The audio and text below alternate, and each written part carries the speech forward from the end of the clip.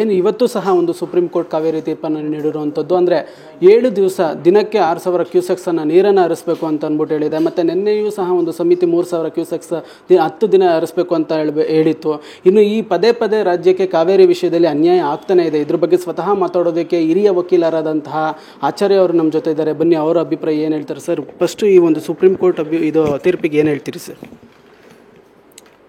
ಈ ಸೂಪರ್ವೈಸರಿ ಕಮಿಟಿಗೆ ಒಮ್ಮೆ ಮ್ಯಾಟ್ರ್ ಹೋದ ಮೇಲೆ supervisory committee which is expert body ಎಲ್ಲ ಡೇಟಾ ಮತ್ತು ಮೆಟೀರಿಯಲ್ ನೋಡಿಕೊಂಡು ನಿನ್ನೆ 3,000 ಕ್ಯೂಸೆಕ್ಸ್ ಬಿಡಿ ಅಂತ ಹೇಳಿದ ಮೇಲೆ Supreme Court should never have interfere with that order.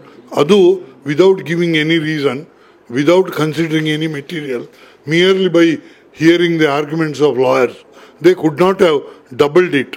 ಆ ರೀತಿ ಡಬಲ್ ಮಾಡಿಕೊಟ್ಟ order is an arbitrary order, it is a void order, it is on order without jurisdiction.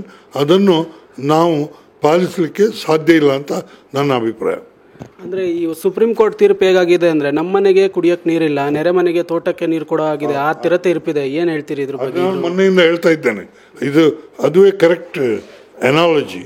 I have been giving that analogy since the last ಅವರು 12,000 ಹೇಳುವಾಗಲೇ ನಾನು ಹೇಳಿದ್ದೆ. That is the position.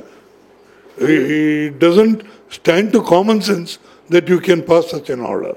ಅಂದರೆ ಇವಾಗ ಒಂದು ಕಮಿಟಿ ಒಂದು order pass ಮಾಡಿದ್ಮೇಲೆ supreme court interfere ಮಾಡೋ ಚಾನ್ಸಸ್ ಇಲ್ಲ ಅಂತ ಇವಾಗ ತಾನೇ ಹೇಳಿದರೆ, ಅಂದರೆ ನೆಕ್ಸ್ಟ್ ಸುಪ್ರೀಂ ಕೋರ್ಟ್ ಆರ್ಡರ್ನ ಇದು ಗೌರ್ಮೆಂಟ್ ಯಾವ ರೀತಿ ತೊಗೊಬೋದು, ಅಂದರೆ ನೆಕ್ಸ್ಟು ನ್ಯಾಯಾಂಗ ನಿಂದನೆ ಆಗುತ್ತೆ ಅಂತಲೂ ಸಹ ಕೇಳಿಬರ್ತಿದೆ. ತೀರ್ಪಿನ ವಿರುದ್ಧ ಸರ್ಕಾರ ಯಾವ ರೀತಿ ನೆಕ್ಸ್ಟು ಕ್ರಮನ ತೊಗೋಬೋದು ಸರ್?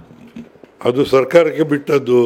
ಅವರಿಗೆ ಧೈರ್ಯ ಇದ್ದರೆ they can say it is not capable of implementation because ನಮಗೆ ಕುಡಿಲಿಕ್ಕೆ ನೀರು ಬೇಕು ಅಂತ.